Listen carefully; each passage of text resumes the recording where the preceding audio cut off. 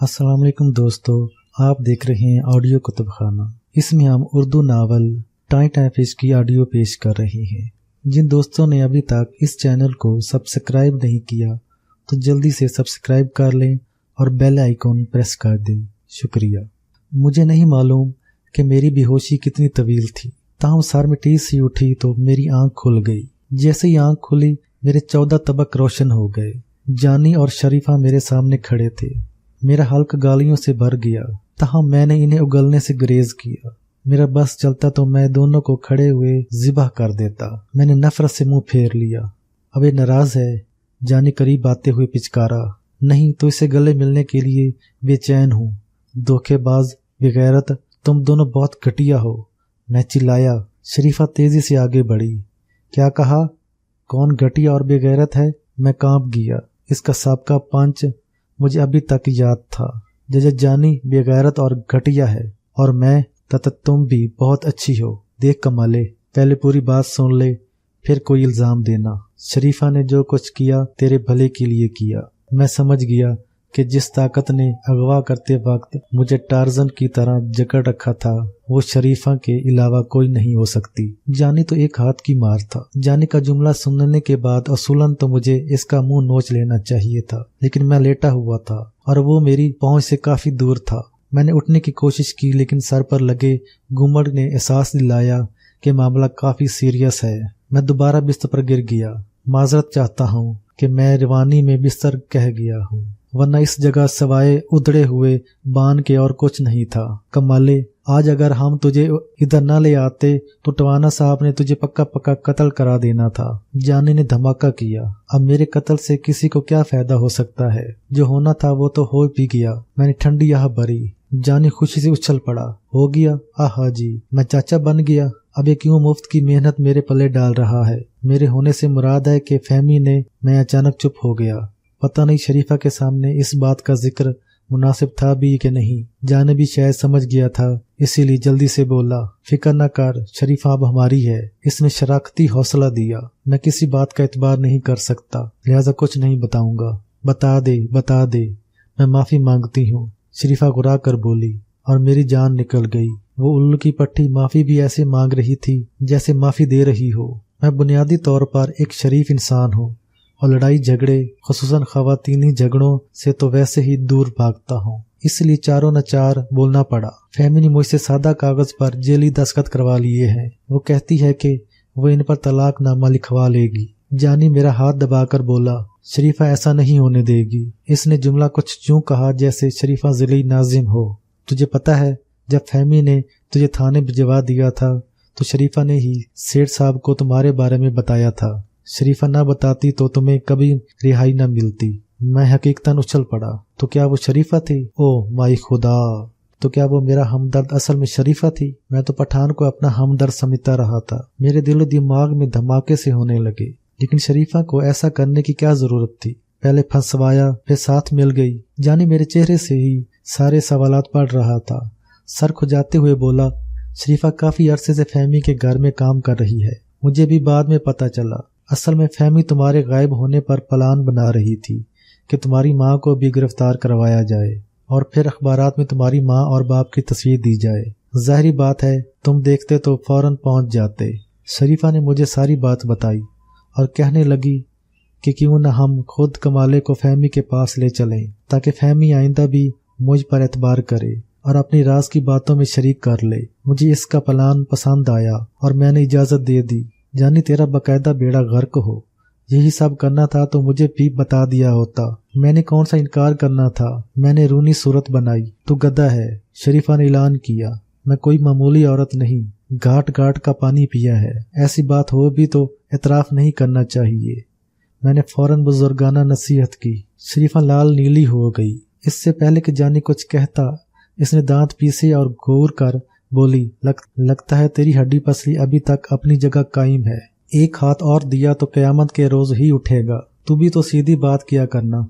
जानी ने शरीफा को डांटा। अभी कमीने ज्यादा बकबक मत कर। जितने दिन ये यहाँ रहा है अभी मैंने इसका हिसाब नहीं लिया। कमबख्त मुफ्त खोरा। कमाले माइंड न करना यार। तुझे तो पता है शरीफा दिल की बुरी नहीं है। मैंने इस बात में सर हिलाया। बाकी मुझे अच्छी तरह पता था کہ शरीफा दिल की ही नहीं हाथ की भी बहुत बुरी है। शरीफा कुछ देर खामोश रही, फिर बोली, फहमी बड़ी चालाक लड़की है, मैंने इसके पहले खाविंद को भी देख लिया है। मैं चीख उठा, क्या वो यहाँ है? हाँ वो यहाँ है और टवाना साहब के पास है, जानी ने जवाब दिया। टवाना साहब के पास क्या मतलब? मैं चौंका। टवाना साहब को नहीं पता कि वो शाहरुख है, वो समझ रहे हैं कि वो तुम हो। जिंदाबाद। खुशी के मारे मैं झूम उठा।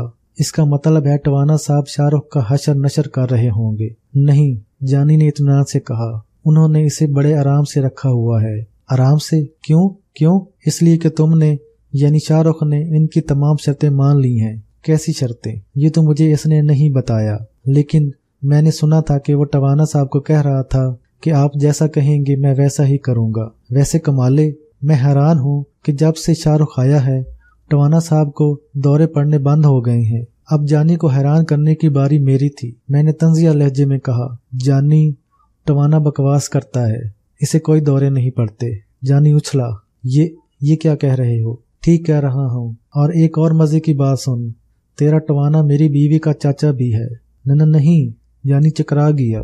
ये सब क्या है? और सुन, तेरा टवाना दौरों का बहाना करके मेरे ससुर यानी फहमी के बाप से हर माह लाखों रुपए बटोर रहा है और अब वो इस जायदाद पर कब्जा करना चाहता है। जानी गुंग खड़ा था और शरीफा गहरी सोच में गुम थी। थोड़ी देर बाद जानी ने एक चुरचुरी सी ली और मुठियां भींचकर बोला, तो इसका मतलब है वो शाहरुख को तुम्हारे ससुर के कत्ल में इस्तेमाल करना चाहता है। जानी, ऐसा बिल्कुल नहीं होना चाहिए। फहमी ने बेशक मेरे साथ बहुत बुरा किया है, लेकिन इसके बाप ने हमेशा मेरा साथ दिया है।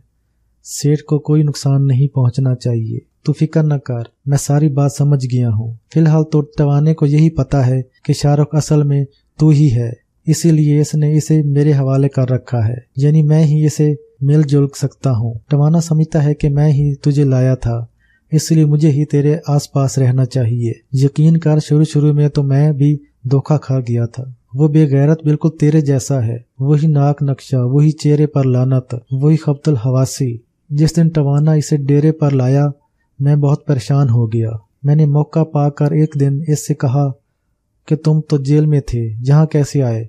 आगे से अंग्रेजी में कुछ बकने लगा, फिर बोला, मुझे कुछ हो गया तो मैं तुम सबको तबाह कर दूंगा। बस मैं तो समझ गया कि ये कोई और है। इतनी लंबी लंबी बड़कें तो कभी तेरा बाप भी नहीं मार सकता। वैसे भी तुझे तो अंग्रेजी आती ही नहीं, तू तो अंग्रेजी सीख भी ले तो तेरे मुंह से पंजाबी बनकर निकलेगी। जानी, क्या इसे पता है कि मैं तेरे घर रह चुका हूँ? नहीं, लेकिन मैं इसे बता चुका हूँ कि तेरी शक्ल का एक बंदा पहले भी डेरे पर आ चुका है और टवाना साहब तुम्हें वही समझ रहे हैं। आगे से बोला, मैं वो नहीं हूँ। मैंने कहा, अगर टवाना साहब को पता चल गया कि तुम वो नहीं हो तो वो तुम्हें खड़े खड़े गोली मरवा देंगे। जिंदा रहना चाहते हो तो यही कहो कि तुम कमाले हो। बस मेरी बात इसकी समझ में आ गई और अब वो अंग्रेजी नहीं बोलता, खुद को कमाला ही कहता है। उल्लू का पट्ठा, मैंने जेरे लब कहा। अब टवाने का प्लान ये है कि वो शाहरुख को सेठ के घर भेजेगा और शाहरुख सेठ को कत्ल करेगा।